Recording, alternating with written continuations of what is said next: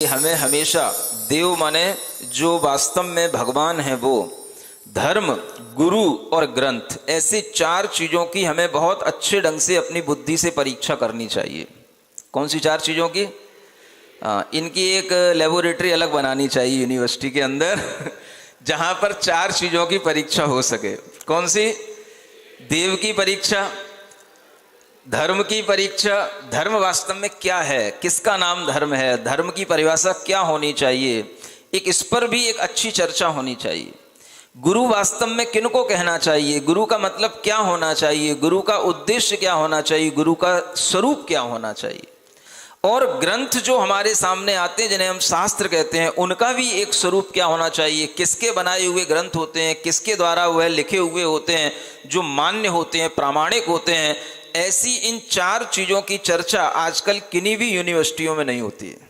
देव, गुरु, ग्रंथ और धर्म, इन चार चीज़ों की परीक्षा के लिए अलग अलग जो है डिपार्टमेंट होने चाहिए। इसके लिए अलग अलग लाइब्रेरी के साथ में लेबोरेटरी भी होनी चाहिए, जिन पर कि अच्छे ढंग से सब लोग चर्चा कर सकें, परीक्षा कर सकें।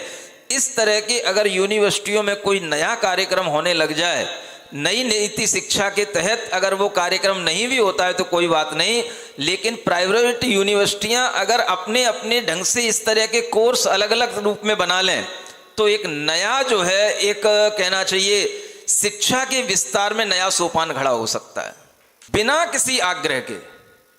ये नहीं कि हम इस समाज के हैं, कि हम इस समुदाय के हैं, ऐसा कोई आग्रह नहीं। आप बिना किसी आग्रह के सबके इतिहास को देखें, सबके ओरिजिन को देखें कि कौन कहां से ओरिजिनेट हुआ है, कितने टाइम पहले कौन सी चीज ओरिजिनेट हुई है, ये चीजें समझ करके, और किसका कितना विस्तार है, कितनी किसकी वास्ट नॉलेज है, ये सब चीजें देख करके आप किसी भी चीज का परीक्षण करने का एक बहुत अच्छा मानक तैयार कर सकते हैं। लेकिन संसार में ये चार ही ऐसे रत्न हैं जिनके पारखी जितने ज्यादा होंगे, इस संसार में सही चीजें उतनी ही ज्यादा सबके सामने आएंगी। इस तरीके की चीजें अगर हम इंप्लीमेंट करते हैं तो कुछ हटके जो बात होती है ना, जरा हटके, शिक्षा के क्षेत्र में भी जरा हटके अगर हम कुछ करने का प्रयास करेंगे तो इस तरीके की चीजें हमारे सामने आएंगी, तो अपने आप लोगों के सामने सही और गलत का निर्णय होने लगेगा। आपको लगने लगेगी हम जिस दुनिया के बारे में जानते हैं बहुत छोटी दुनिया है।